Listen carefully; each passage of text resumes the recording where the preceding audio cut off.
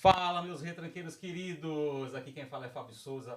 Vamos para o nosso terceiro episódio. Ai, desculpa te interromper, mas ficou totalmente sem coisa aqui. Não, acho que você vai ter que começar de novo. Não, mas tá gravado, tá tranquilo. Não, mas aí... Levanta um pouquinho o microfone. Mas aí não vai Mas- vazar pra o fundo dele sem o coisa? Não, tava focado só nele. Aí Ah, eu tá. Não é porque tava, tipo, conexão perdida. Uhum, eu vi. acho que caiu. Eu me metendo na produção dos outros.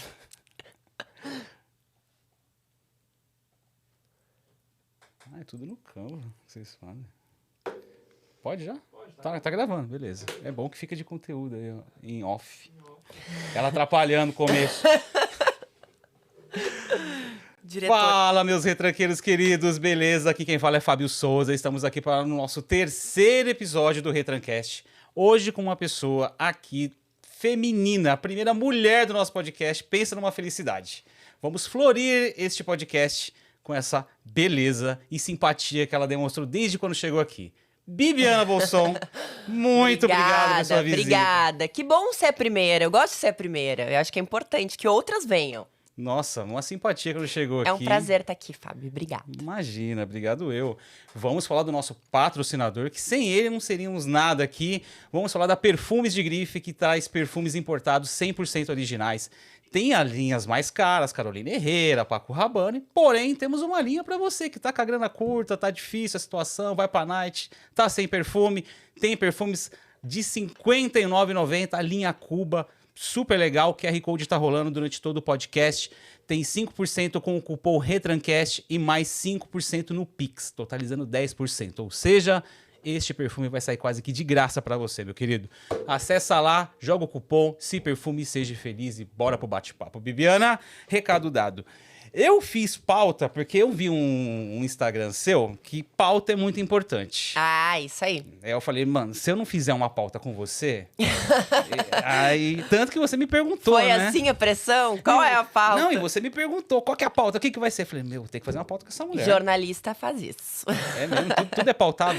Tudo é pautado. Eu acho que a pauta, ela... Bom, primeiro que quando você vai fazer uma entrevista, quando você vai conversar com alguém, é importante você fazer uma pesquisa, né? Sim. E eu acho que a pauta, ela evita momentos de muita ansiedade, momento de nervosismo, pra quem tá entrevistando, pra quem tá fazendo o trabalho, e te ajuda a recordar o que é importante saber daquela pessoa. Então, eu gosto de pauta, eu tô sempre com um papelzinho, bloquinho na mão. Pra mim, Eu é fiz. item indispensável. Fiz aqui, ela tá ferrada, porque quem mandou fazer pauta? Agora eu vou te castigar. Ai, meu Deus. Tô Antes de pronta. falar das pautas que estão aqui, que você pode ver, tem bastante coisa aqui. Eu quero saber da tua infância.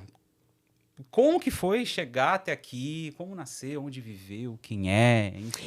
Fábio, é legal porque quando a gente faz uma retrospectiva da nossa infância e das nossas referências, a gente entende como aquelas vivências impactam nas nossas escolhas de hoje. Como realmente a gente é formado nesse processo da infância. E os nossos gostos, óbvio, eles vão se aprimorando, a gente vai tendo contato com outras coisas, com outras pessoas, com diversidade. Mas as vivências da infância, elas ficam em algum lugar guardadas, assim, um lugar muito especial.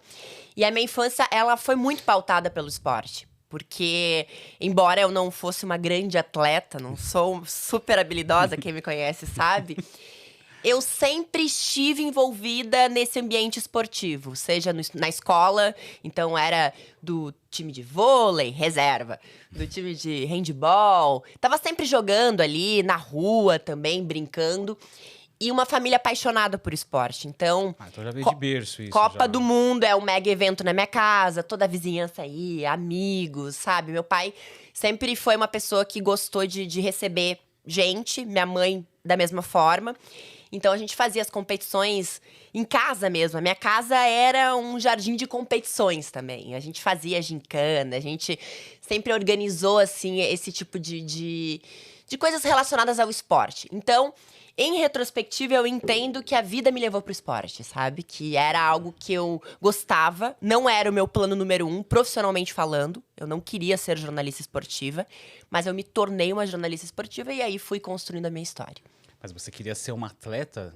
Como você estava na área do esporte, assim, Eu você acho se que eu envolveu? tive a vontade de jogar, sim.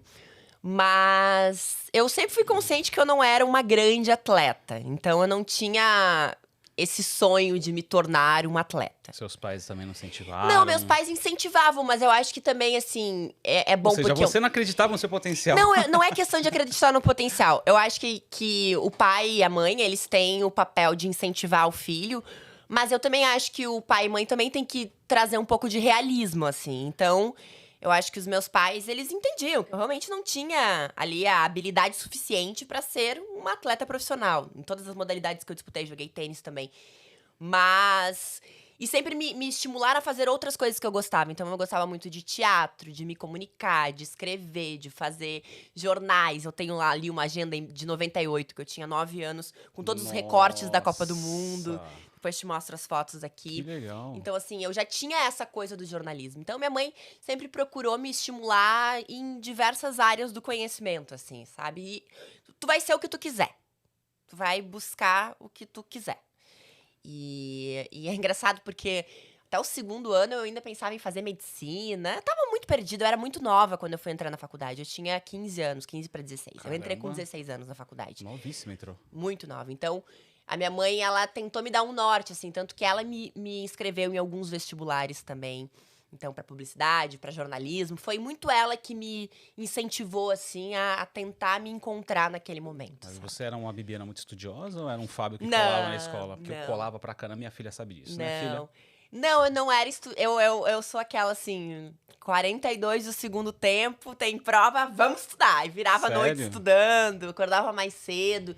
Não era super estudiosa, mas eu sempre tive facilidade da escola. De E entender. principalmente humanas, né? Exatas era terror. É o terror de todo mundo. Passei colando. E O também quê? Corte, passei corte, amigos, vale corte. amigos colando. Ajudei amigos hoje que são super bem sucedidos, né? Ajudando ali na literatura, redação, enfim. A gente trocava. O que tu é bom? Ah, eu sou bom em matemática. Ah, então tá. Então vamos dar uma ajudada aqui. E como que tu decidiu chegar no jornalismo? Assim, durante Então- todo esse projeto de vida, estudo, Então, como que você... essa facilidade de escrever, de contar histórias, que eu gostava muito. E eu sempre fui muito apaixonada por história mesmo. História, o conteúdo de história. Era a minha matéria Leitura. preferida. Leitura. Então. Coisa que se acabou hoje, né? As pessoas leem muito pouco, né? Mas eu leio muito ainda. Eu gosto muito de ler, assim. Claro que os últimos anos da minha vida eu acabei fazendo escolhas por leituras que elas não são muito pro lazer, elas são muito mais técnicas para aquilo que eu tô fazendo, para aquele projeto. Então, tô com um projeto relacionado com comunicação. Então, eu tô estudando neurociência, tô estudando outras coisas para entender a comunicação, né? Como se comunicar melhor.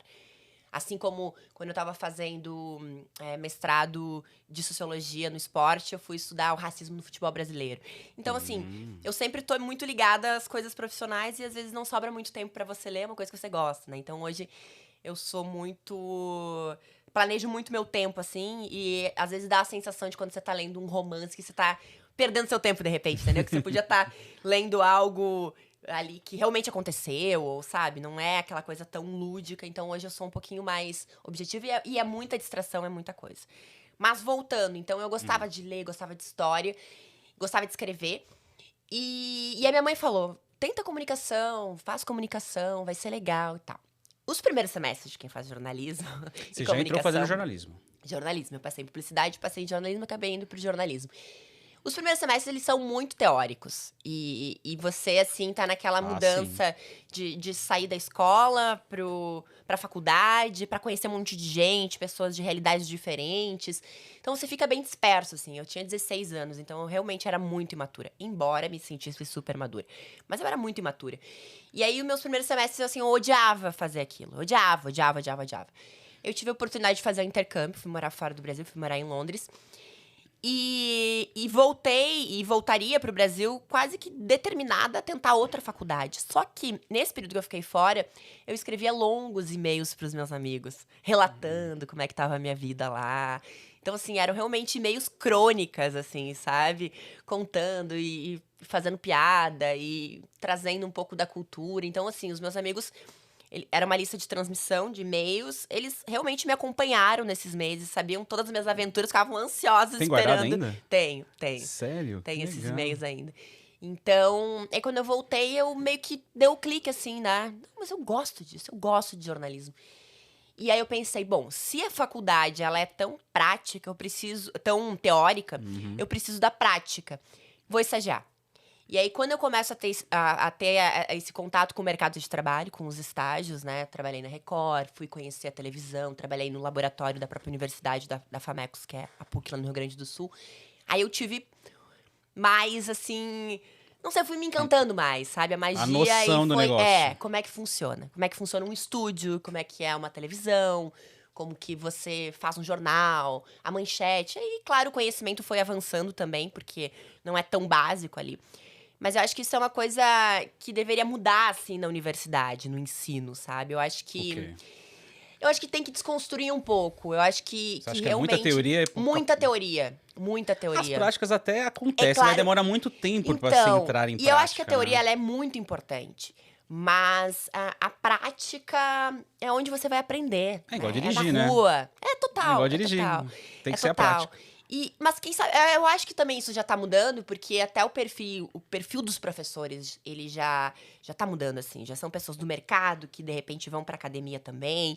Então, acho que tinha essa divisão, assim. Eu sentia que universidade era uma coisa e o mercado prático era outra, assim, sabe? E, às vezes, até alguns discursos de frustração dos professores. Ah, porque o mercado é muito difícil. Porque... Então, assim, isso é muito desestimulador pro jovem que tá começando ali, sabe? Mas você começou na Record, afiliada lá. Não, a Ou não? Record, né? Record Brasil. Record Brasil, mas era de Porto Alegre. Fiz um estágio lá na TV Record, trabalhava no Balanço Geral. Caramba! Pro Balanço Geral. Então, assim, tudo de ocorrência que chegava. Coisa pesada. Pesada. Eu ligava pras rondas da polícia pra saber alguma ocorrência por aí, aconteceu alguma coisa. Aí eles sempre informavam, aprendemos tanto de droga, de não sei o quê. Enfim, então eu fazia, né, essa peneira das notícias e via o que era mais relevante pra ir passar pra produção apurar pro jornal do meio-dia. E começava bem cedo. E depois, na faculdade, lá eles têm uma mini TV, então são os acontecimentos do campus, né, do que tá acontecendo na faculdade. Nos outros cursos também. Então, um seminário no direito. Aí a gente ia lá, gravava, fazia passagem, fazia abertura. E assim foi construindo, né? Depois trabalhei no Correio do Povo também, que é um jornal do Rio Grande do Sul. Tinha uma coluna lá que era focada em jovens. Depois uma revista, primeira revista exclusiva sobre música, que não a Rolling Stone, mas... Você saiu da TV para ir pro impresso, no caso. Também, assim, na verdade as coisas aconteceram até simultâneo. Em alguns momentos eu tava nas duas coisas ao mesmo tempo, assim, né, nos dois estágios. Foi bem legal. Aí a RBS entra onde nessa história? A RBS entra depois, assim, porque durante Então a faculdade... teve um hiato, então, aqui até chegar lá. Teve. Tá. A faculdade... Ela realmente foi de muitas experiências, de uma experimentação, de um conhecimento, da Bibiana também, assim. E eu sei que eu sou privilegiada de ter tido a oportunidade de morar fora, de ter feito intercâmbio. Então, assim, as minhas vivências, elas foram muito especiais naquele período. E elas me deram muita bagagem também. E aí, quando eu saio da faculdade, eu fui para uma revista, eu virei a jornalista responsável dessa revista, que se chamava RM. Era uma revista de lifestyle e tinha coisas de arquitetura, saúde, pautas variadas, assim. E eu fiquei 1 ano e meio nessa revista. Só que, ao longo da faculdade, eu sempre vislumbrava chegar na televisão. Então, eu tinha as referências gaúchas. Então, Patrícia Poeta, do Rio Grande do Sul. No Rio Grande do Sul, a gente tem muito isso, assim. Porque é um estado menor. Não é que nem São Paulo, que é mais fácil você encontrar grandes talentos que são de São Paulo. Então, assim... É normal você é de São Paulo e, de repente, você chegar numa Globo, num SBT. É um caminho... Você acha que é um caminho pra você Não é que é normal, mas é um caminho, parece que é mais... É a trajetória, entendeu? No Rio Grande do Sul, uma pessoa sair do Rio Grande do Sul, ir pra Globo, isso é uma coisa enorme, é uma coisa gigantesca, assim, sabe? Então, eu acho que a gente sempre... Eu tive isso, assim. Eu sempre quis trabalhar no Rio de Janeiro, quis morar no Rio de Janeiro. Então, eu tinha a Patrícia Poeta como referência, porque ela tinha estudado no mesmo lugar que eu, entendeu? A Fernanda Lima, por exemplo, também, que tinha estudado no colégio que eu estudei. Enfim, essas referências, assim, que quando você é mais jovem, você vê, você se projeta. A Mariana Becker, que tem uma história linda, assim, porque ela vem de uma família super humilde, assim, do interior do Rio Grande do Sul. Ela pegou um portfólio, foi de porta em porta, batendo de porta em porta. E hoje ela é um fenômeno, assim, né? A mulher desbravou a Fórmula 1. Então, assim, eram referências femininas e até referências masculinas também. Flávio Fachel, por exemplo, que me davam esse desejo de trabalhar na televisão, mas eu tava fazendo outra coisa. Tava estabelecida, fazia trabalho de assessoria de imprensa também. Mas tinha TV como um sonho. E aí um grande amigo, ele entrou na RBS, no interior, e ele me falou, Bibiana, eu bati um papo com o Flávio Fachel. E o Flávio, nessa época, tinha um projeto de incentivar jornalistas. Ele colocava umas dicas no Twitter, que eram umas hashtags, assim. Depois ele lançou um livro sobre isso, ele começou a dar palestra. Eu tinha participado de uma palestra dele na universidade. E ele falava assim, começar a carreira na televisão pela capital é muito mais difícil. Porque você tem que estar muito mais preparado, né? A não ser que você seja estagiário, você vai fazendo o passo a passo ali. Mas para quem já tá formado, graduado, você virar repórter é muito difícil. Então, assim, busquem oportunidades no interior.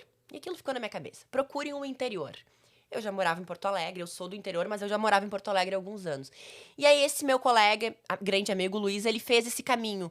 Ele saiu de Porto Alegre para trabalhar no interior do Rio Grande do Sul, pela RBS.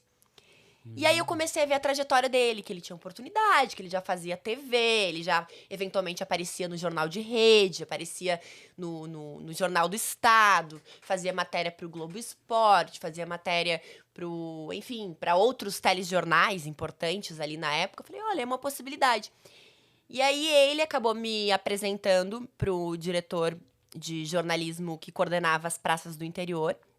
E eu tinha um portfólio muito júnior, assim, né, de matérias da universidade, e de algumas coisas que eu tinha feito, de uns vídeos na balada que eu tinha feito, assim, que eu era repórter da balada. Também. Enfim, experiência, é aquilo da cara dura. E ele falou, olha, Bibiana, realmente a gente tem uma oportunidade aqui, só que é no interior do Rio Grande do Sul, em Cruz Alta. Quer ter esse desafio? Longe, 500 quilômetros de Porto Alegre. Interior, é rural, você vai fazer matéria de rural. E eu abracei essa oportunidade. Porque eu acho que quando a gente tá começando, quando a gente tá buscando o nosso espaço, oportunidades que parecem pequenas, assim, elas reservam grandes possibilidades pra gente. Primeiro, de aprender. E talvez você não tenha uma cobrança tão rígida como seria numa capital. Você vai ter uma cobrança, obviamente. Você tem que entregar também. Mas talvez Você já teria uma bagagem. Você cria bagagem, você pode errar para aprender. E lá era uma função, assim, porque era produtora, era repórter, editava, eu aprendi a editar em corte seco, porque ainda naquela época não tinha digitalizado, então era o in, out ali, para quem não sabe do jornalismo, há muito tempo. Na DV, na fita DV ali. Então eu mesma Você já entrou como uma profissional já lá, não como estagiária. Como uma profissional, né? Carteira assinada, tudo. E eu fazia tudo. E apresentava eventualmente. Então, assim, eu aprendi muito. Eu pude aprender muito. Muito, muito, muito. Mas porque você queria aprender tudo? Porque, não, você tem que fazer isso? Porque eu queria aprender e porque você precisa aprender. E porque também, assim, para conseguir se destacar nesse ambiente, você tem que estar propondo matérias para a rede. Para você propor matérias para a rede, você tem que ir atrás dessas histórias. Então, como é que eu faço essa história ficar interessante?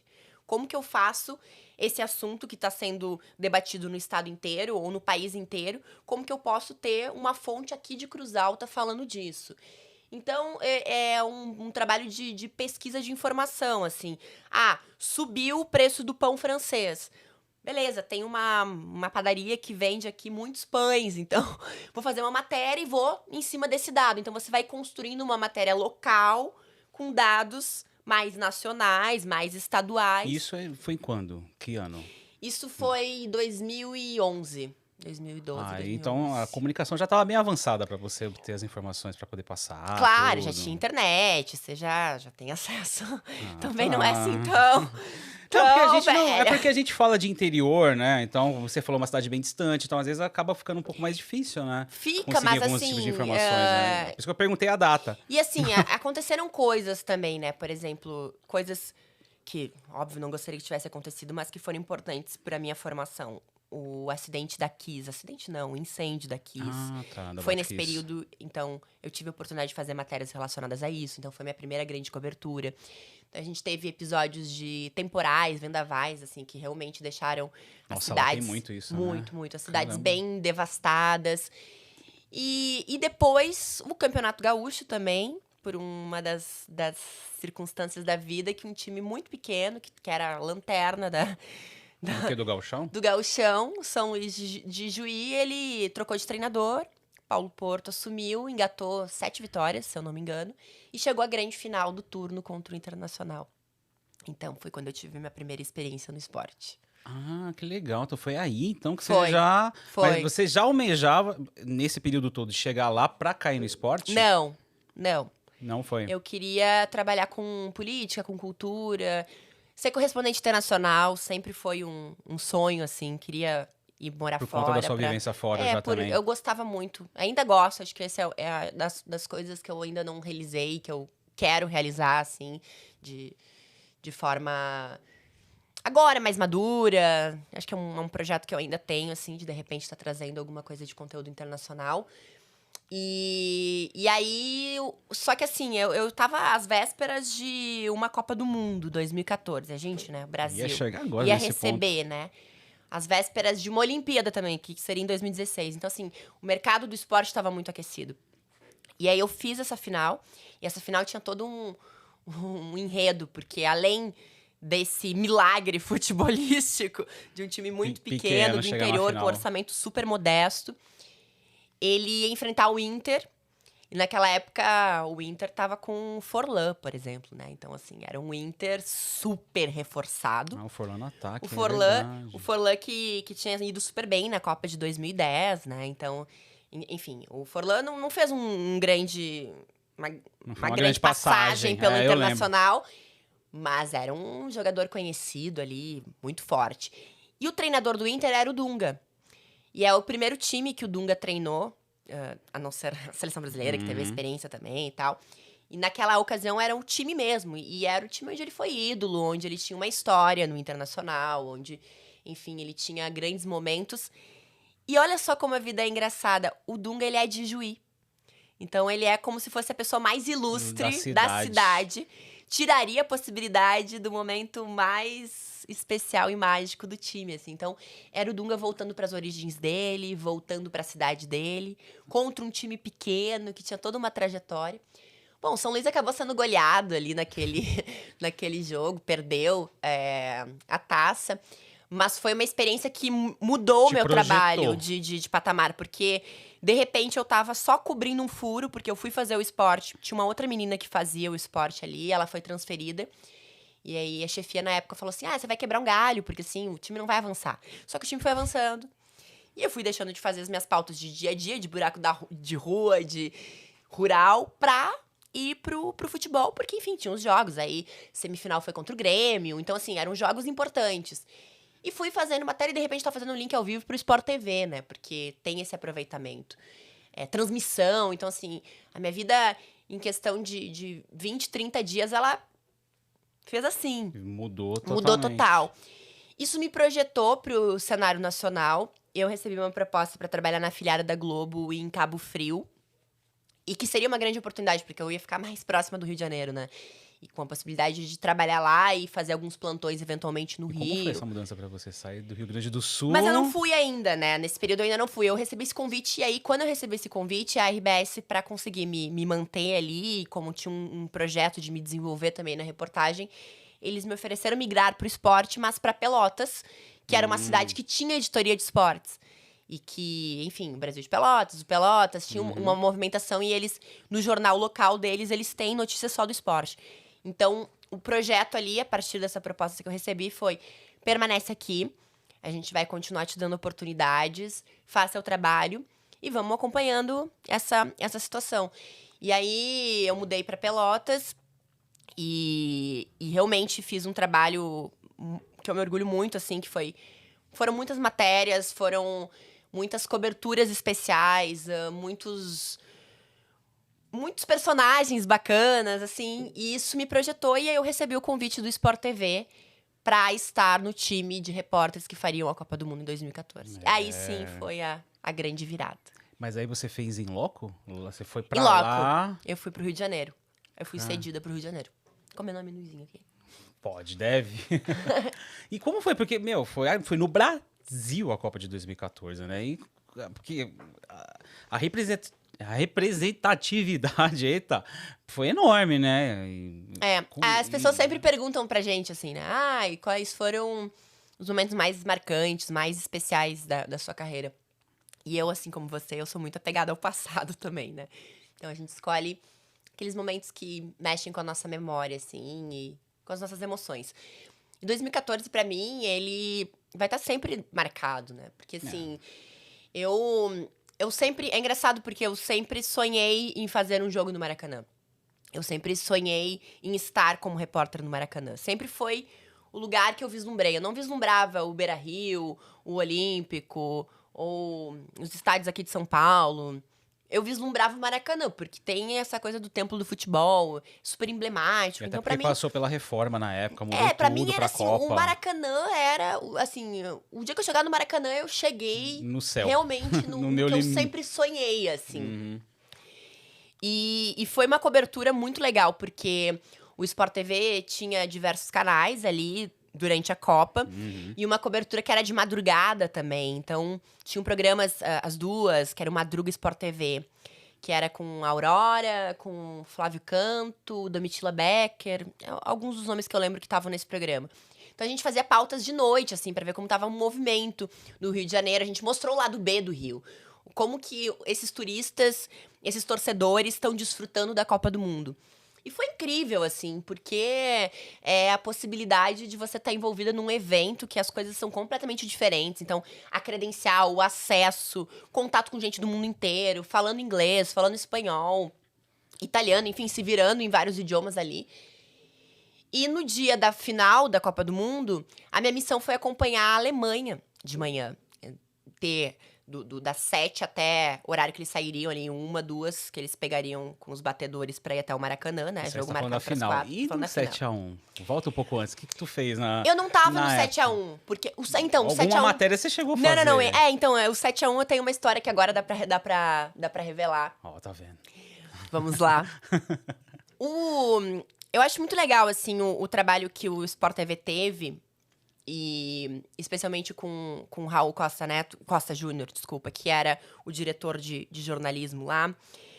O Raul, ele sempre se preocupou muito, assim, com as histórias, com as informações, e ele sempre gostou de ter os seus comentaristas, os seus narradores, os seus repórteres numa condição de neutralidade, assim. Então, esse movimento que a gente vê hoje, de talvez alguns comentaristas se posicionando mais pró um time ou falando mais das suas preferências e tal, isso é uma coisa que não acontecia lá atrás.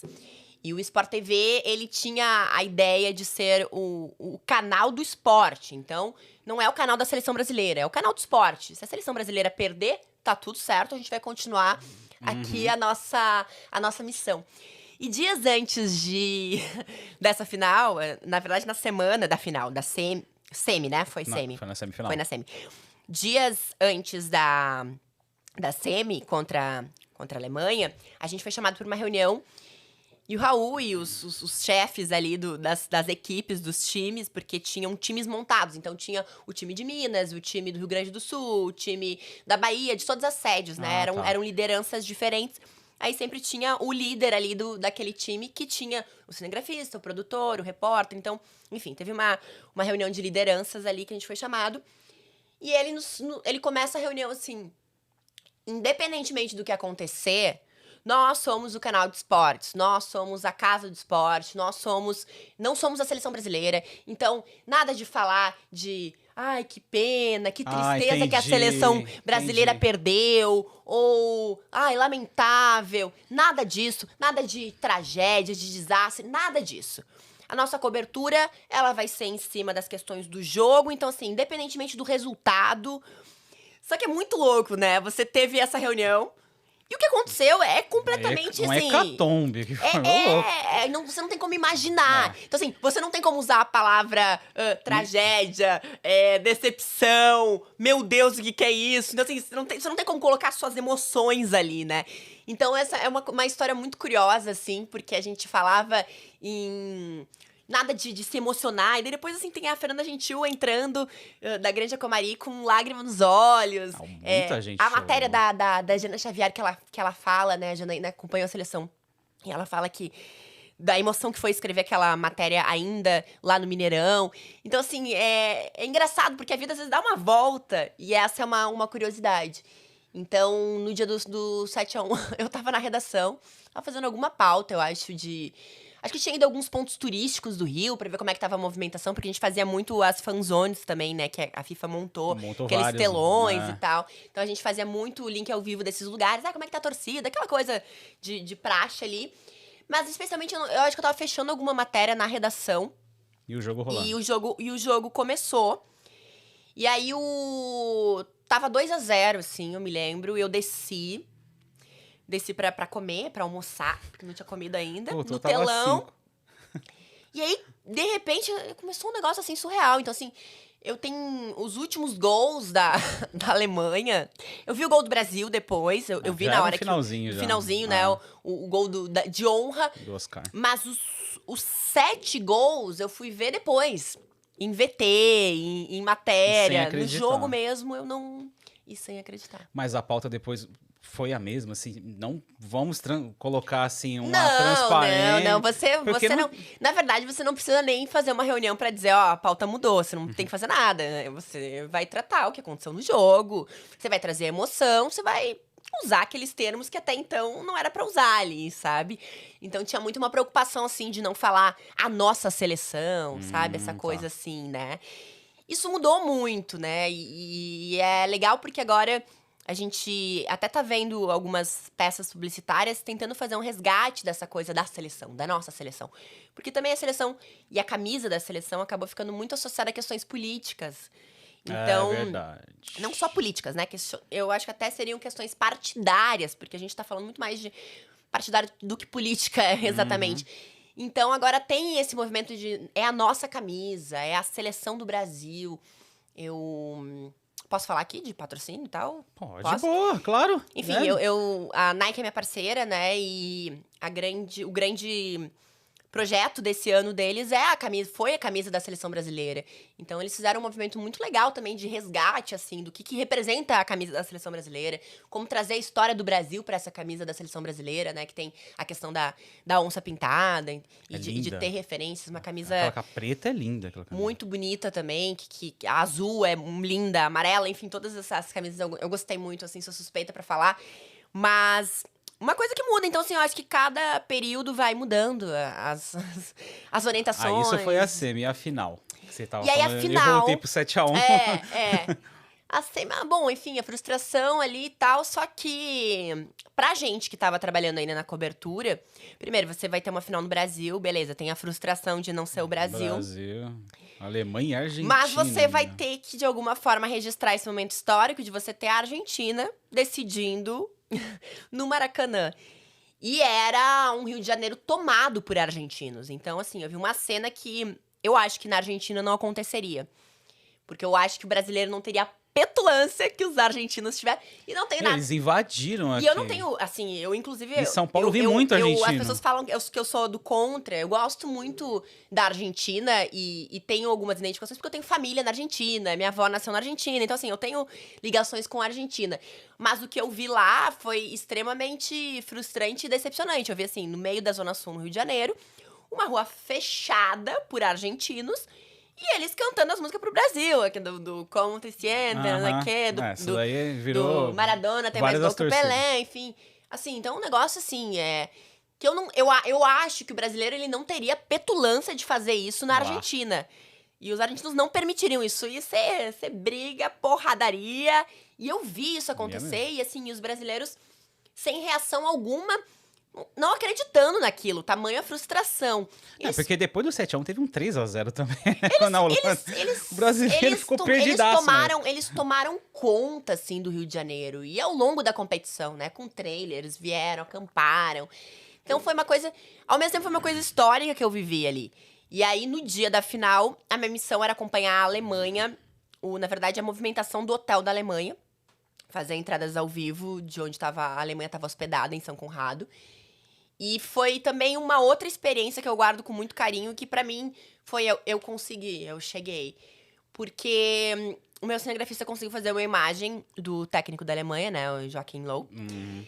O da Catossa. Que é uma imagem bem... É esse mesmo. Que era uma imagem bem específica dele ali na hora do café da manhã e tal, porque lá, o hotel que a Alemanha ficou, é um hotel que tem uma praia privativa no Rio de Janeiro, né? Fica ali em São Conrado e tal, no alto, e tem uma descidinha assim que você consegue pegar a praia. Aí o meu cinegrafista teve o Zé teve a noção ali de, pô, eu vou descer ali pra tentar pegar a imagem. Ele pegou, ele voltou e falou, Bibiana, a gente tem uma imagem que ninguém... A única imagem do mundo... Qual que é? Que é a imagem deles ali conversando, que é com as primeiras imagens da Alemanha no dia de preparação, tá. entendeu? E tava todo mundo querendo saber, né? Então, assim, é a hora do café da manhã deles. Então, aparece ali os jogadores e tal, e o técnico. E aí, ele volta e fala, beleza, eu vou avisar a Globo, porque eles têm preferência. Porque a gente ainda, naquela época, quem trabalhava pro Sport TV era muito uma parte da Globo, assim. Hoje é mais parte independente. do Grupo Globo, né? Faz parte do Grupo Globo, mas hoje é mais independente e tal, e é mais integrado. Mas naquela época era mais separado, assim, sabe? Uma coisa, outra coisa. E a Globo tem prioridade. E aí era o Pedro Bassan, que tava fazendo a mesma coisa que eu tava fazendo. Aí eu falei, bom, vou falar pra ele, então. Ele usa a imagem, depois eu entro com essa imagem. E eu fui falar com ele, eu falei, olha... A gente conseguiu uma imagem do técnico e tal. As primeiras imagens que o mundo vai ter, né, da Alemanha. Então, imagem super importante. Essa imagem vai rodar o mundo, com certeza. Você entra com essa imagem, com essa informação? Ele falou, não, a prioridade é sua. A imagem é sua. Você e aí que escolhe. inclusive eu vou ali falar com segurança pra ver o que eles comeram. Aí você já pode falar na sua entrada ao vivo também. Então, assim, aquilo pra mim foi um grande exemplo, assim, de humildade, de tudo. Porque ele era um dos meus ídolos, ele é um dos meus ídolos. Eu acho que ele tem um texto impecável, eu acho ele um grande repórter, em todas as áreas, falando de esporte, falando de política, Ele é incrível. E uma humildade, assim, pra uma pessoa que tá começando, tá super nervosa, sabe? Eu tava na minha primeira experiência fora da minha redoma gaúcha. Eu era super jovem, então, 25 anos.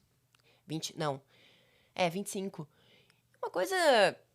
Eu tava vivendo uma experiência inacreditável ali. E aí eu ouvi isso de um profissional e eu entrar, né, ao vivo falando com as imagens, e depois ele usar a imagem e me citar ainda, falar assim, imagens da nossa colega, da Bibiana Bolson, do Sport TV. Você faz muito ao vivo, né? Muito. Fazia muito ao vivo. E como é que é, cara, lidar? Porque a gente teve um episódio mês passado bizarro do cara que beijou a repórter ao vivo na Libertadores lá, né? E você teve algum tipo de assédio, assim? Muitos. Lidar com um bando de vagabundo atrás, gritando no ao vivo. Muitos. Sério? Muitos, assim? Muitos, Mas nesse extremo? Nesse extremo. Não ao vivo. Não, nesse extremo, assim, né? Claro que não ao vivo, mas, por exemplo, a gente fica muito tempo ali posicionado pra entrar ao vivo.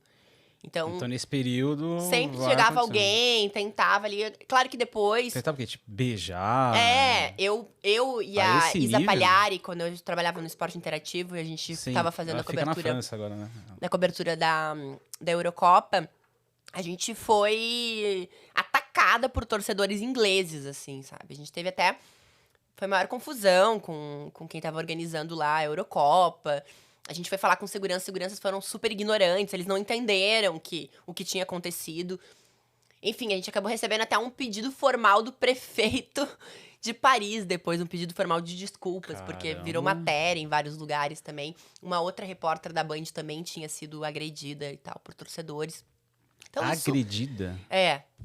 Por quê? Porque vai pra cima e tenta tirar e, sabe, o cara tá bêbado. Então, assim, a equipe tinha sido agredida.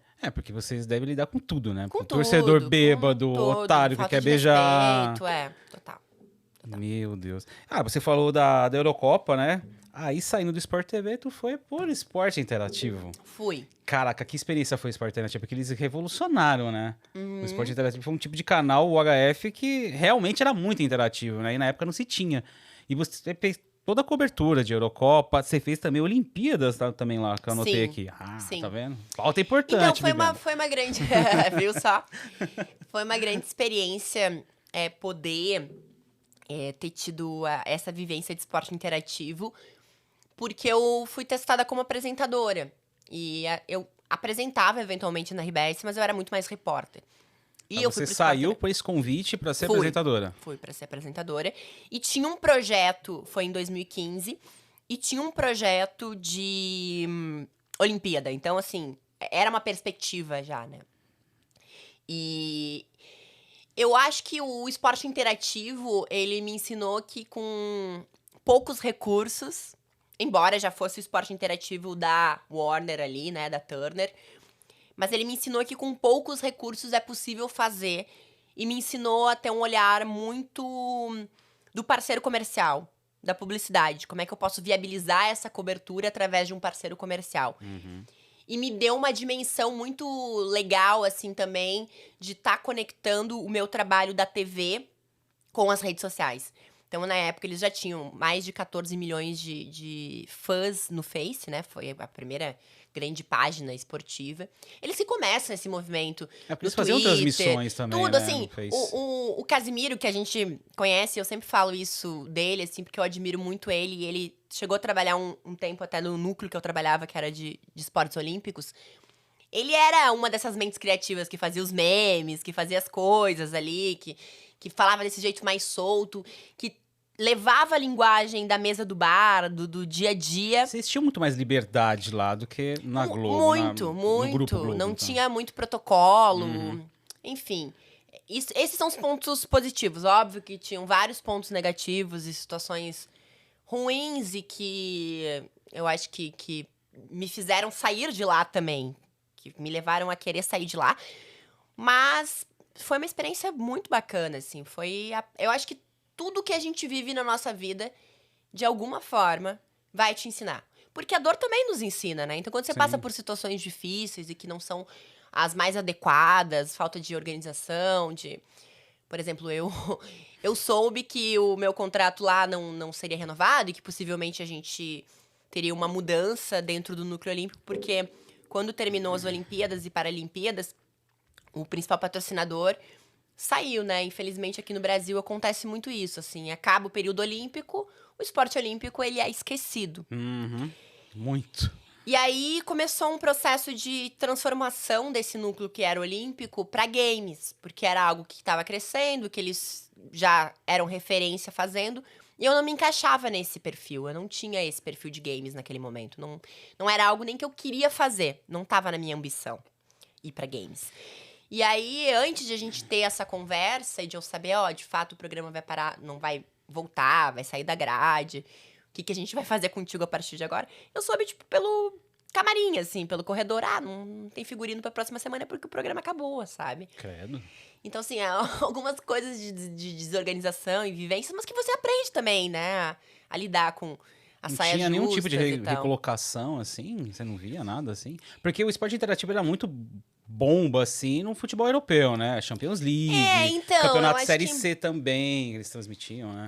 Eu não, assim, faz muito tempo, eu não tenho por que falar. Eu acho que toda empresa tem os seus problemas, toda empresa tem as suas dificuldades de liderança, as suas questões, e às vezes não é sobre a empresa, às vezes é sobre pessoas É ali. porque eles também já estavam passando por uma fase também, já bem Não complicada da tinha fusão, começado não era? ainda Não era? a fase deles. Mas a pessoa que tomava a decisão, ela não entendia que eu tinha perfil pra trabalhar com futebol, assim. Na cabeça dessa pessoa, eu fiquei todo esse tempo fazendo Olímpicos e que eu não tinha mais como agregar ali. E aí foi essas coisas que a gente dá um tapa de luva de pelica, Complicado. assim, porque eu fui pra ESPN, né? E tá agora nesse... nessa E lá, seara. na ESPN eu fiz Flamengo naquela época. Muita coisa do Flamengo, fiz. Você foi setorista do Flamengo. Praticamente setorista, porque não tinha setorista na época, mas é praticamente setorista do Flamengo ali. Acompanhei Flamengo, Botafogo, Fluminense, Vasco. Então, assim, como que essa pessoa que foi criar... Eu fui criada dentro do ambiente do futebol, né? Porque, além dessa minha identificação com o esporte, meu pai sempre me levou pro estádio, eu sempre estive no estádio, eu sempre tive uma identificação com o futebol, assim. Então, como que uma pessoa que foi criada nesse ambiente, acompanha esse ambiente, tem conhecimento disso, debate, faz matéria... Como que essa pessoa não tem perfil pra trabalhar no futebol, entendeu? Então, assim, é um erro de avaliação ali, sabe? Que eu acho que acontece em todas as emissoras. E eu tenho certeza, tenho convicção por tudo que eu fiz depois, que eles perderam ali a oportunidade de estar desenvolvendo uma pessoa. Mas também tem um outro lado. Se eles perderam, eu acho que eu ganhei demais. Porque realmente a minha carreira, ela tomou uma outra dimensão a partir do momento que eu saí do esporte interativo. Aí tu entrou na ESPN, já foi outra paulada também, né? Porque a ESPN também é um vulcão, né? Assim, de proporção. De projeção, com certeza, com certeza. Eu entrei numa oportunidade temporária e fui fazendo. E foi muito importante pra mim naquele momento também, porque eu recuperei o amor, assim, pelo jornalismo. Porque eu fiquei frustrada com esse episódio que aconteceu. Assim, desde o Sport TV, então você continuou na área esportiva. Continuei no esporte. Não pensou mais sair. Não. Continuei, só que aí em 2016, que foi bem o período que eu tava pra sair do Sport TV, né? Do Esporte Interativo. Que era, porque eu fui em 2015, eu fiquei todo o período final de 2015 ali, metade de 2015 em diante. Aí fiquei parte de 2016 e até outubro, setembro ainda com o Olímpico, porque era Olimpíada, Paralimpíada e o pós, né? Então... com esse programa ali. A partir de setembro, começou essa situação de pra onde eu vou, o que eu vou fazer aqui. Aí, eventualmente, eu fazia reportagem, às vezes eu apresentava o jornal, então eu fiquei meio sem função oficial, assim, eu não tinha um programa meu e eu ia sendo escalada em algumas coisas. Isso começou a me dar um desgaste, a me dar uma insatisfação, uma frustração, não era o que eu queria... Não via uma perspectiva do pessoal apostando e acreditando no que eu tava fazendo. Então, enfim, foram meses bem delicados. E casualmente, nesses meses delicados, eu tava muito próxima do Guilherme Marques, que era repórter da Globo, que infelizmente acabou estando no acidente da Chapecoense, né? Faleceu no voo. Tá. O Guilherme era muito meu amigo. E o Guilherme era uma pessoa que sempre me dizia assim, Biana, tu é ótimo no que tu faz, não se prenda a nenhuma emissora, vai bater na porta de outras emissoras, pega teu currículo, vai atrás, o importante é ser feliz, enfim. E aí teve o acidente da Chape, que foi no dia 29 ou 28 de novembro, se não me engano. Final do ano foi. Daí 1, 2, 3, 4, 5, aquele inferno ali em dezembro, horrível. Eu tive que participar dessa cobertura, apresentei jornal de plantão, enfim, tendo que lidar com a dor de ter perdido uma pessoa muito querida ali, um amigo muito querido, todos nós impactados porque era o nosso meio. E aí aquele episódio pra mim foi assim, bom, eu não tô feliz aqui no que eu tô fazendo, eu não tô feliz aqui nessa emissora. A qualquer momento isso pode acontecer comigo também. Não sei, entendeu? Não sei. Óbvio, o avião não cai toda hora, ou... Na verdade, é derrubado por tudo de errado que foi feito naquilo, combustível, enfim, toda a história que a gente sabe que era uma tragédia que poderia ter sido evitada. Sim. Só que você começa a pensar assim, o quanto você tá dedicado à sua vida profissional, você tá abrindo mão de momentos pessoais pra, de repente, acontecer alguma coisa ruim, assim, sabe? Você perder... Naquele mesmo ano, eu tinha perdido um grande amigo também, o Rodrigo Albornoz, que era repórter do Sport TV, que teve um câncer super, super raro e ficou um tempão lutando com esse câncer. Então, assim... Uma série de coisas, né, que desencadeou, então. Não, bom, na verdade não foi nesse ano, foi no ano seguinte, mas assim, o Albornoz ali com aquela questão. Então, assim, eram várias coisas emocionais que eu falei, eu não quero mais isso. E eu tinha passado por situação de assédio lá no Sport TV também. Então, assim, várias coisas que tinham acontecido e que o meu emocional tava muito... Dentro do Sport TV? Dentro do Sport TV.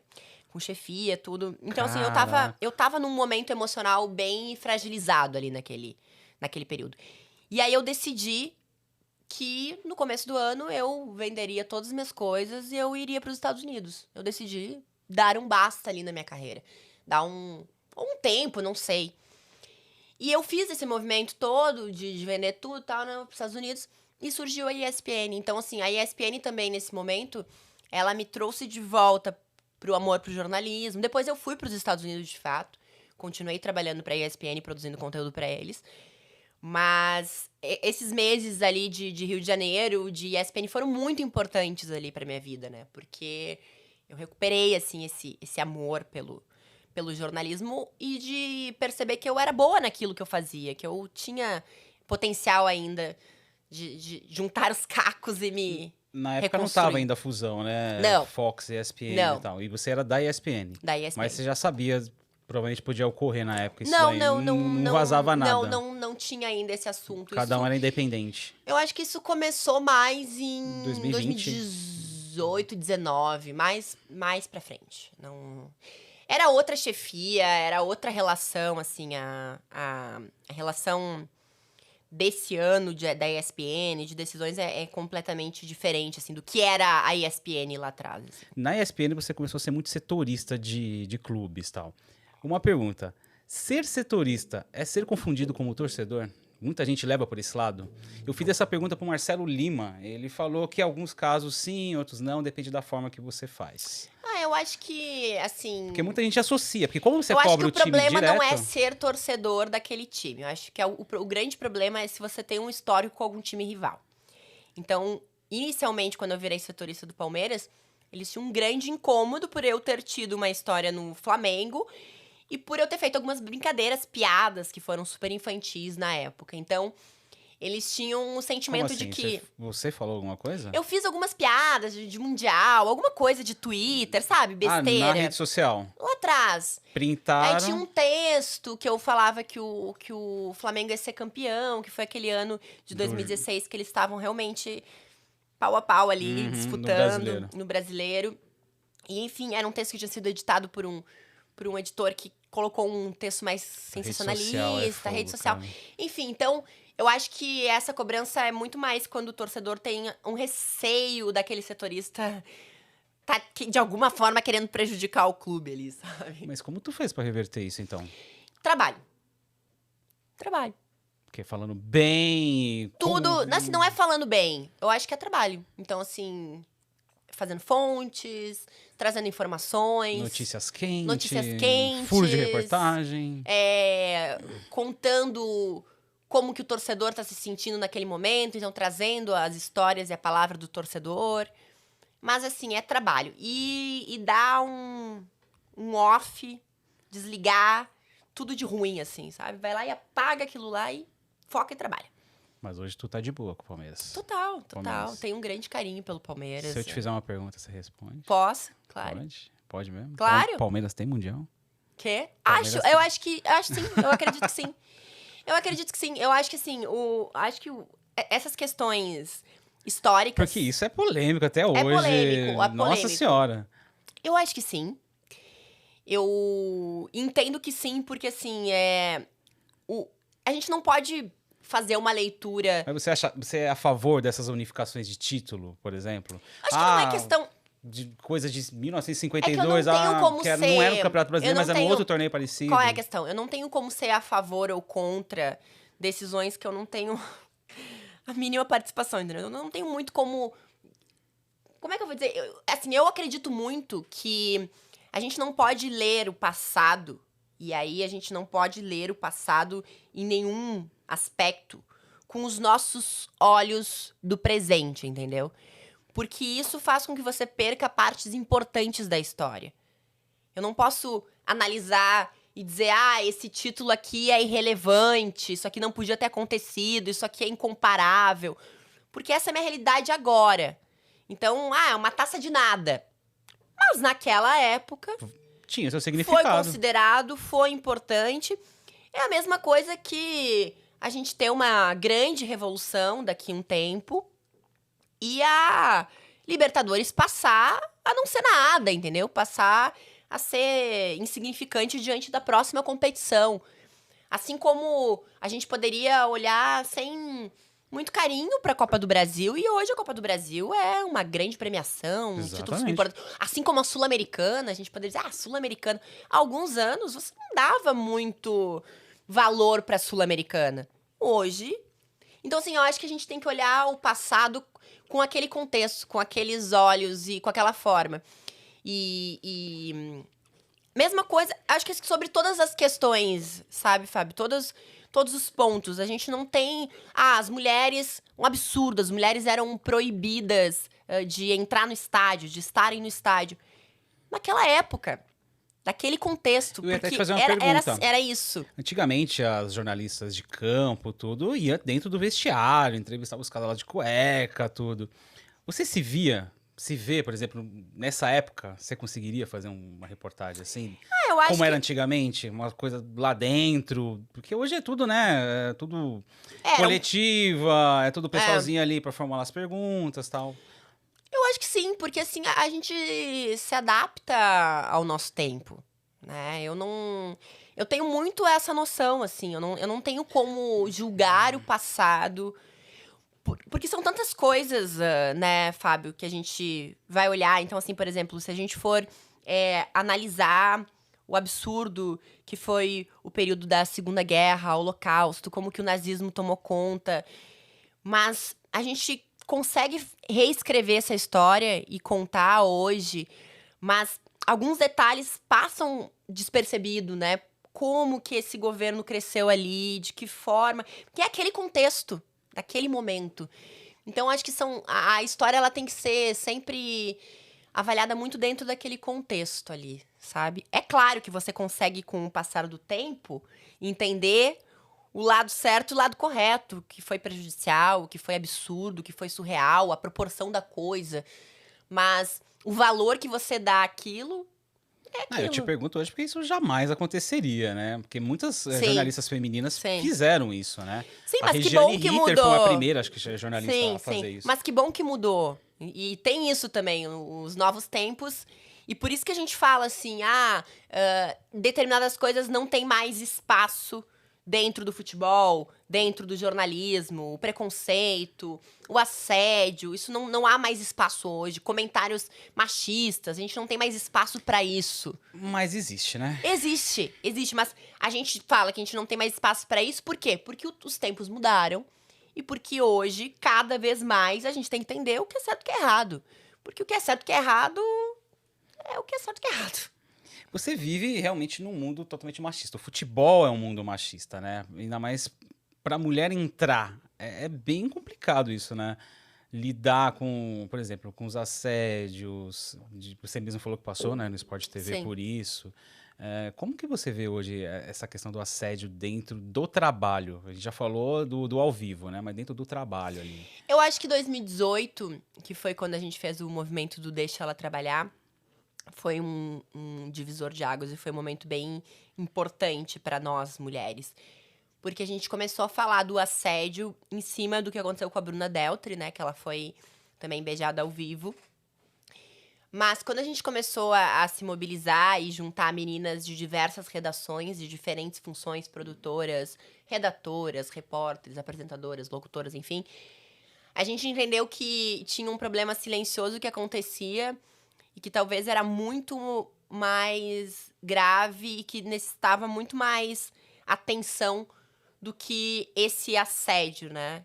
Então, assim, não comparando, mas a gente entendia que dentro da redação a gente estava passando diariamente por situações de assédio, por colegas, o que era muito pior. Ou por chefias, entendeu? Mas esse assédio é o quê? Ele é velado ou é por Ele é pequenas velado, atitudes durante o dia? Ele é num comentário de...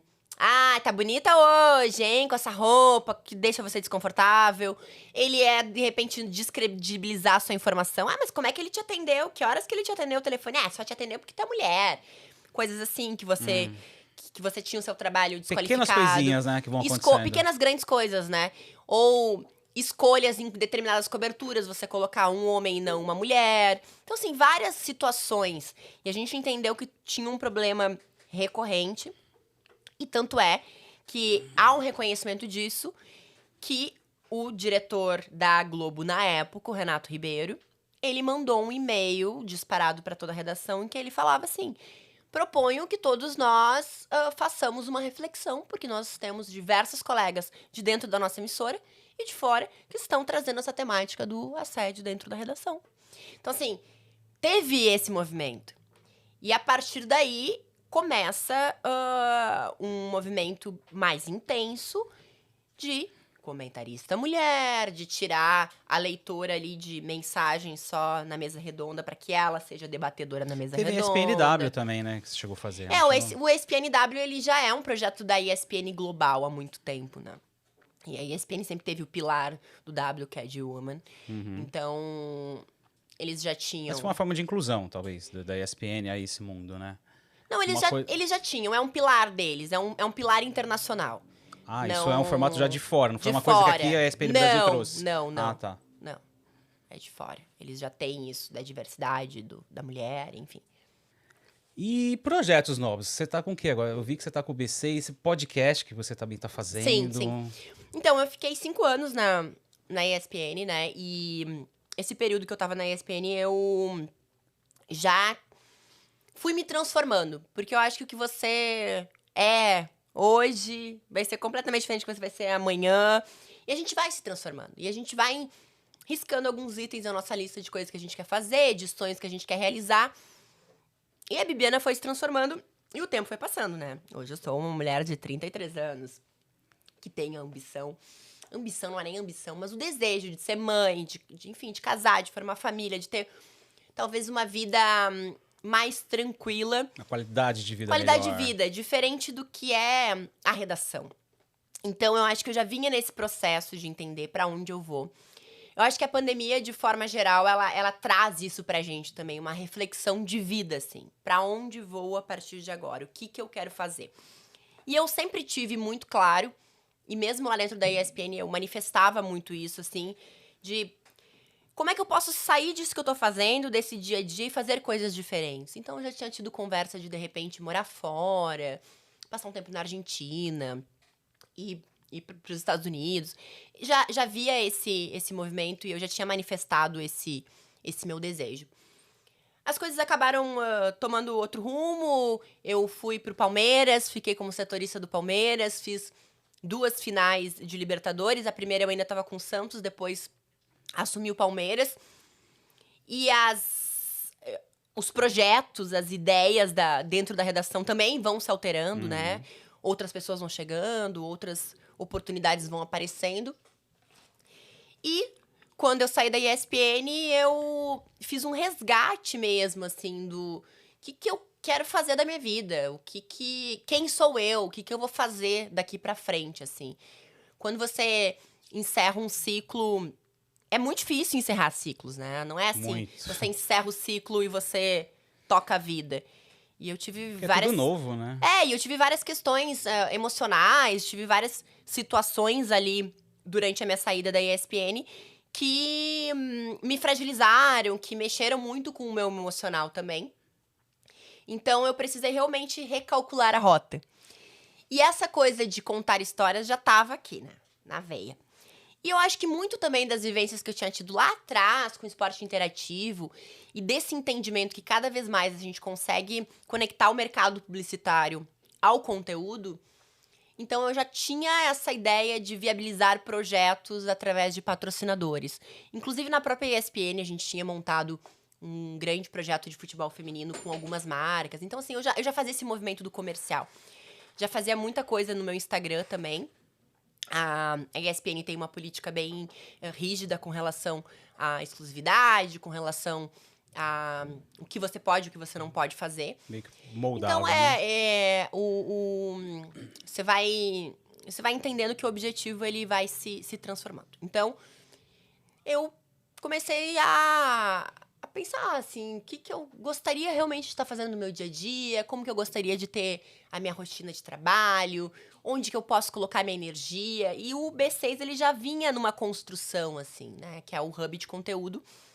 É um podcast, na verdade, o podcast é o primeiro produto deste Hub de Conteúdo. Mas esse Hub de Conteúdo, ele faz desde mentoria, treinamento de comunicadores, treinamento de empresários que queiram se comunicar melhor, dentista, médico, qualquer pessoa que queira se comunicar. Então, eu faço alguns projetos de mentoria, consultoria bem específica mesmo, nas tuas dificuldades. Eu fiz alguns projetos recentes com o mercado financeiro também, uma forma de conectar o esporte nesse movimento que a gente tá de SAF, de novos investimentos pro futebol. Tudo na área De esportiva. tudo Continuando. na área de esporte, mas uma visão do esporte mais de business, assim, sabe? Como que a gente pode fazer negócio Através do esporte. aqui, através do esporte. E contando histórias ainda. Então, assim, eu tô com um canal e a gente tem um projeto grande de conseguir ter um maior número de conteúdos diários com opinião. Aliás, já sigam aí. Procura lá Bibiana Bolson. A gente trocou de B6 para Bibiana Bolson agora. Mas, assim, eu sempre tive muito claro. Eu não quero ficar dependente da minha cara, da Bibiana, sabe? Então, eu sempre quis ter parceiros, assim. Então, eu quero ter outras pessoas produzindo conteúdo dentro do hub de conteúdo. Eu poder estar mais nos bastidores, assim. Eu não quero mais ser refém de estar bem, da minha imagem, do meu dia a dia. Embora eu seja essa produtora de conteúdo e seja a cara do meu conteúdo, o meu plano é que eu cada vez mais consiga estar menos ligada, sabe? Assim, menos exposta. Menos no caso. exposta. É, acho que menos personificado na Bibiana. Gente, vamos para um momento agora. Pode tomar seu suquinho. Agora chegou a hora do momento contragolpe. É um momento que agora a gente vai fazer perguntinhas rápidas para ela, Olha, pra gente finalizar. Pode ficar tranquila, coisas leves, jogo rápido. É o momento contragolpe, porque aqui a gente fica muito na retranca, agora é a hora do ataque. Bibiana, estilo de música preferida? pagode. Pagode. Eu amo. Uau. Samba e pagode. Comida favorita? Churrasco. Boa. Gaúcha. Filme favorito? Não que seja o favorito, mas eu acho um filme incrível, O Segredo dos Seus Olhos. Qual que é esse? Eu não conheço. Segredo dos Seus Olhos é um filme com o Darín, né? Ricardo Darín, que eu acho ele fantástico. Um ator argentino. E é um filme que fala sobre uma situação durante a ditadura militar na Argentina. Tá. É muito legal. Depois eu vou pegar direitinho. Já sofreu alguma desilusão no amor? Muitas! Meu Deus, a vida é uma eterna desilusão. O que é lindo sobre você? Ah, eu sou autêntica. Autêntica. É mesmo. Ela é. Qual o seu pior hábito? Procrastinar. Sério? Conheço uma pessoa assim também na minha vida.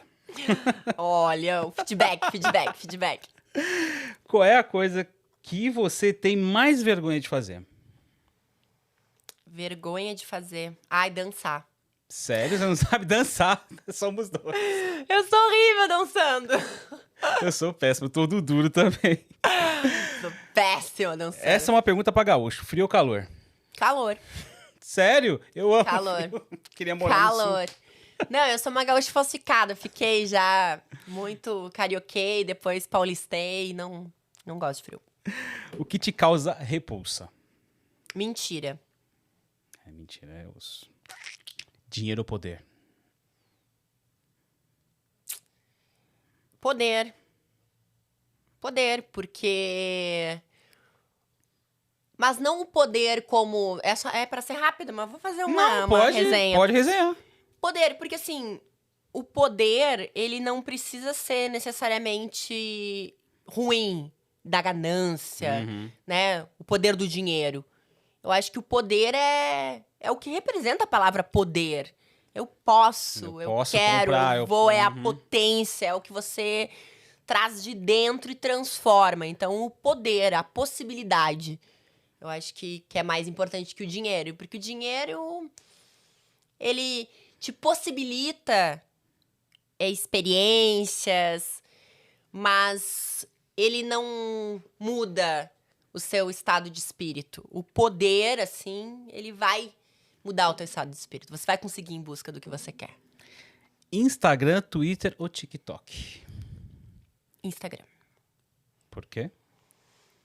Instagram, porque eu acho que eu acabo vendo mais. Eu acho que possibilidade de criar alguns conteúdos diversos, embora a entrega não esteja lá grandes coisas. Concordo muito com isso. Mas eu também sempre fui muito ativa no Twitter. Só que eu acho que o Twitter, ele ainda tá um ambiente muito, muito, muito tóxico, assim. Uma dificuldade, As minhas trocas, elas são muito mais positivas no Instagram, assim. Eu recebo mensagens muito legais. O estar aqui é através do Instagram também, que a gente trocou Foi. figurinhas ali. Então, acho que é o Instagram. TikTok eu já tava imaginando que não seria, porque você falou que não sabe dançar e TikTok é o aplicativo da dancinha, então... Mas não é pra ser só... o TikTok não quer mais que seja só o aplicativo da dancinha, né? Mas vai ser Mas eternamente acaba isso. que fica o Vai ser eternamente. da dancinha. Por último, um desejo. Ser mãe. Caramba, isso é show, hein? Ser mãe. Isso é show. Ser mãe. Tá a caminho? Ou o processo tá longo ainda? Não sei, eu assim, não tô na É um projeto ainda tentativa. futuro ainda. É um projeto futuro, mas é uma coisa que eu quero muito, assim. E eu já também decidi que eu vou congelar meus óvulos, porque eu também não quero ter essa pressão do tempo, né? Então, como eu tenho essa possibilidade também, eu sei que eu tô falando de uma coisa, de um grande privilégio, né? Eu tenho essa consciência. Mas acho que quem tem a possibilidade tem que buscar informações com relação a isso, pra não ficar nessa pressão, assim, de o tempo tá passando, pra você poder fazer as escolhas mais consciente também, enfim. Que show. Eu acho... as mulheres que desejam ser mãe, eu admiro demais, assim. É bem legal. Gente, terminamos aqui. Bibiana Bolsão contou sua história. Como já deve ter contado em outros podcasts, talvez não, enfim. Algumas foram exclusividades, eu contei pela primeira vez aqui. Cortes. Bibiana, obrigado primeiramente. Você é uma simpatia, desde quando chegou aqui, uma simpatia. Meu, muito legal. Agradeço muito a sua vinda aqui, por ter acreditado, de eu ter mandado... A gente não vai nem falar desses retranqueiros aqui? O que você quer falar? Vamos lá. Aqui eu amo particularmente a retranca. Eu gostaria muito que o meu tricolor fosse um time retranqueiro. Pelo menos contratasse um desses caras aí pra pelo menos ver se ganha alguma coisa, porque tá difícil. Ai, o tricolor ainda. Eu vou dar um abraço nele, pessoal, porque a vida não tá fácil. Toda vez que o Rogério Ceni abre o microfone ali na coletiva de imprensa é pra uma melancolia. Mas vai ficar tudo bem. Jesus, mas se quiser resenhar de algum aí, ó, o Filipão tá ali, ó, na final. Tá Do ali, jeitão ó. dele, tá em final, Vamos falar meu. do Felipão, então. Final de Libertadores. O que você acha? Filipão. Eu acho, assim, muito legal a trajetória do Filipão, no sentido de que, apesar de ele ter passado por tudo que ele passou, talvez a maioria diria assim, beleza, agora tá na hora de eu fechar esse capítulo. O 7-1, né? Sim, Encerrar sim. o capítulo. Foi muito vitorioso, foi campeão do mundo, e agora O tá cara na já hora ganhou de tudo. eu encerrar esse capítulo. Muito pelo contrário, ele trabalhou ali aquela situação, trabalhou, né, o sentimento dele. Nunca ficou muito claro como que ele trabalhou isso, porque ele também não fala muito disso. Já deu algumas entrevistas, mas eu realmente não sei, acho que isso é uma coisa muito particular. Mas é um cara que aí, nem sei qual a idade que tá o Filipão, né? Eu também não Alguns sei. belos anos, trabalhando muito, Eu respeito muito esse cara. com a ambição ainda. Um cara que se abriu, assim, pra questão de ter outras pessoas mais novas, mais atualizadas junto com ele. Então, hoje o Paulo Turra faz muito da estratégia dele. Eu conheço o Paulo de Caxias. O Felipão eu tive a oportunidade de conhecer também. E também passou por Caxias. Inclusive, tem um restaurante que tem um nome lá dos sanduíches, que é o sanduíche do Felipão, que ele gosta. Era um filé do Felipão, eu acho. Filé a Felipão. Então, eu acho ele um cara muito, muito autêntico. E eu acho que é muito desse exemplo, assim, sabe? Que não é o dinheiro. Não é nem o poder desse lado mais, assim, do ego, de estar num clube. É o desejo de ganhar, de estar trabalhando, de estar buscando. Como eu falei, eu admiro demais ele. Até porque o cara tá em uma outra final, já foi campeão com o Palmeiras já. Assim, mesmo depois de tudo que aconteceu daquele 7-1, que o povo desceu a lenha nele e não sei o quê. Quer dizer, o pessoal esqueceu o passado, que ele já foi campeão Sim. do mundo com a seleção, né? Sim. E o cara, mesmo depois do 7-1, se reinventou do jeito dele, da sua técnica de jogo. E o cara ainda continua vencedor, final de Libertadores. O cara, eu acho ele um mito dos treinadores. Eu admiro muito. Eu coloco aqui como os retranqueiros, tudo, mas do jeito dele. O cara é ganhador. Eu quero um cara assim no tricolor, pelo amor de Deus. Mas é isso, gente. Mais uma vez, obrigado, Bibiana, por Que sua agradeço. vinda aqui. Todo sucesso aí pro Retrancast. Que bombe Amém. muito. Amém, gente. E você também compartilha, siga a gente nas redes sociais. Siga também a Perfumes de Grife no Instagram, Perfumes de Grife Oficial, 5% de desconto no Pix. Cupom RETRANCAST também de 5%, totalizando 10%. Vai lá, os caras são gente boa, enviam na hora pra você, beleza? Muito obrigado por você ter assistido até aqui. Forte abraço e até! Fullfest, fullfest hela dagen. Mjöl från livets grottekvarn. Fullfest, fullfest hela dagen.